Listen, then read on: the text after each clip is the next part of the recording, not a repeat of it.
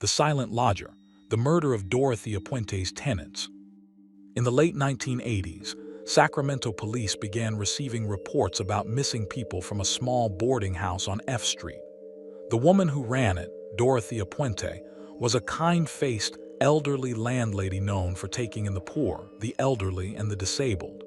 To the neighbors, she was a saint. She gave people food, shelter, and helped them cash their government checks. But behind the floral dresses and soft voice was one of the most disturbing criminals in California history. The first sign that something was wrong came when social worker Judy Moyes noticed one of her clients, a mentally ill man named Alvaro Montoya, had stopped showing up to appointments. When police visited Puente's house to ask about him, she calmly said he had gone back to Mexico.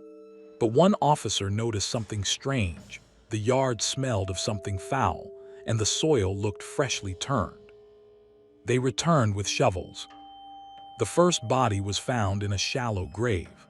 Puente watched from her porch as officers dug up the second. When they told her they'd have to bring her in for questioning, she smiled politely, excused herself to get coffee, and vanished. Over the next 2 days, police uncovered 7 bodies in her garden.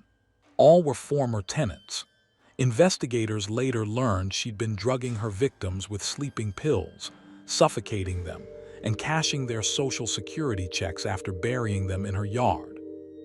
Puente was found days later in Los Angeles, drinking quietly at a bar, pretending to be a harmless grandmother. In court, she never showed remorse. When asked why she did it, she simply said, "They were old, they wouldn't be missed." She died in prison in 2011, still maintaining she was innocent.